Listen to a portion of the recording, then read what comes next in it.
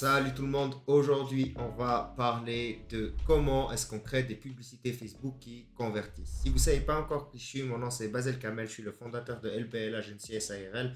Et ce qu'on fait, c'est très simple, c'est qu'on aide les petites PME à exploser leur chiffre d'affaires grâce à nos méthodes. Donc à l'endroit dans le sujet, on va parler de publicité Facebook exclusivement parce que c'est notre spécialité à nous. Donc je vais vous donner un petit peu comment faire pour avoir des pubs qui convertissent. Évidemment, ça va passer, il y a deux axes qui vont être super importants en fait. Ça va être la copie et ça va être la créative. Et ces deux axes, ces deux outils qu'on va utiliser finalement, ils ont une seule et unique mission, enfin deux missions finalement, mais c'est la même, c'est d'attirer l'attention et de faire cliquer. Donc la mission ultime, c'est de faire cliquer et faire passer à la prochaine étape. Si votre publicité fait passer à la prochaine étape et obtient le résultat escompté, alors c'est une réussite. Si elle ne le fait pas, alors c'est un échec. Et donc du coup, il va falloir la changer. Et pour ça, on va travailler justement la copie et les créatifs. Mais finalement, comment est-ce qu'on va faire en fait pour faire un message qui parle aux gens qu'on essaye de cibler? Eh bien, c'est ça qu'on va voir aujourd'hui. On va voir les trois outils que nous, on utilise finalement pour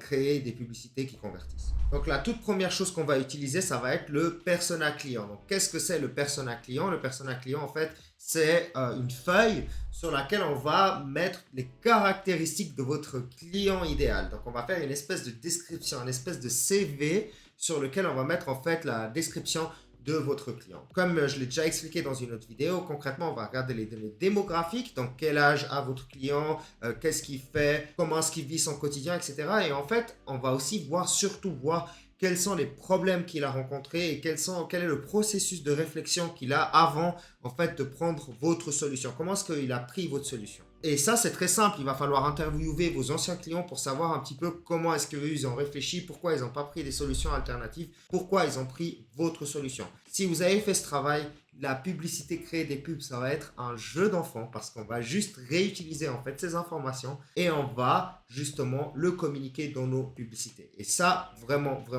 c'est la première étape, c'est le premier truc à faire et c'est vraiment utile. Donc, faites-le si vous pouvez, en tout cas 2 fois par année, ça serait génial. Ensuite, la deuxième partie, évidemment, ça va être des créatifs qui attirent l'attention. Donc, j'ai déjà fait aussi une vidéo là-dessus en détail. Donc, en fait, des créatifs qui attirent l'attention. Nous, on a fait nos expériences et on sait aujourd'hui ce qui marche et ce qui ne marche pas. Et ce que je peux vous dire, cash en tout cas pour nous, ce qui n'a pas marché, c'est des photos trop professionnelles, des photos prises par des pros qui sont trop pros avec des montages trop pros. Tout ce qui est trop pro ne fonctionne pas parce que les gens, ils n'ont pas envie d'être dérangés pendant qu'ils sont en train de scroller, pendant qu'ils sont sur les réseaux sociaux. Ils veulent voir du contenu qui les intéresse, qui leur parle en fait. Et donc pour ça, rien de mieux à faire que de faire du contenu qui ressemblerait à ce que leurs amis feraient ou quelque chose qui soit semblable à ce qu'ils ont déjà l'habitude de voir et auquel ils s'intéressent déjà. D'accord? Si vous faites une publicité trop pro avec le texte qui apparaît un petit peu en trop graphique, avec beaucoup trop de couleurs, etc.,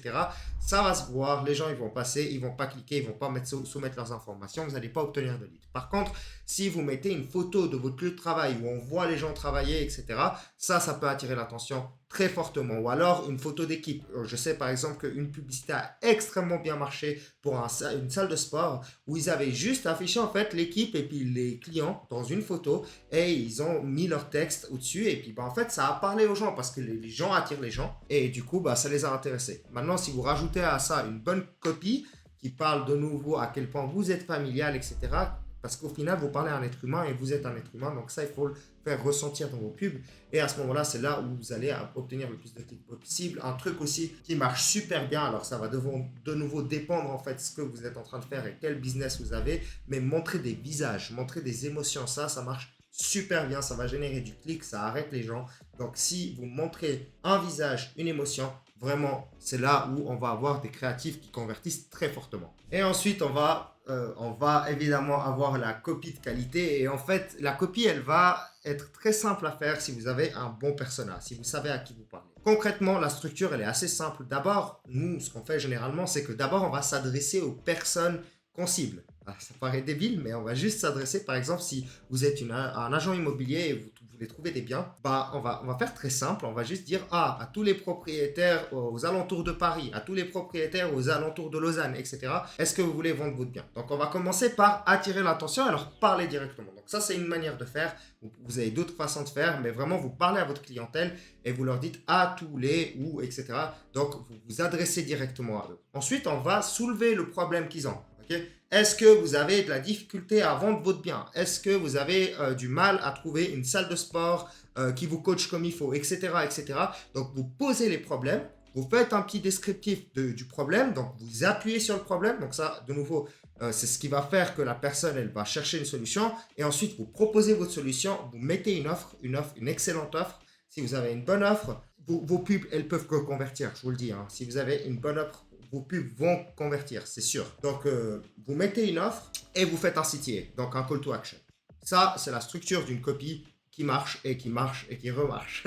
En tout cas, de notre côté, c'est ce qui marche bien. Et donc, du coup, n'hésitez pas à reprendre cette structure justement pour écrire votre copie. C'est pas très compliqué. Ça peut vraiment complètement faire la différence sur vos chiffres. Donc, voilà globalement mes conseils les plus importants en fait pour des publicités qui convertissent. Je sais que c'est des idées assez générales. Si vous voulez qu'on aille dans le détail, évidemment, il va falloir que je fasse des vidéos détaillées pour chacun de ces sujets. N'hésitez pas à vous abonner si ça vous intéresse. N'hésitez pas à laisser un commentaire pour développer ou si vous avez quelque chose à redire. Et finalement, si vous voulez travailler avec LBL Agency, vous avez un lien en dessous en fait sur lequel vous allez pouvoir rentrer et sur lequel vous allez pouvoir booker un meeting avec moi directement pour qu'on puisse discuter si on peut vous aider à faire exploser vos chiffres. Et j'en ai fini pour aujourd'hui, c'était Basel, à tout bientôt.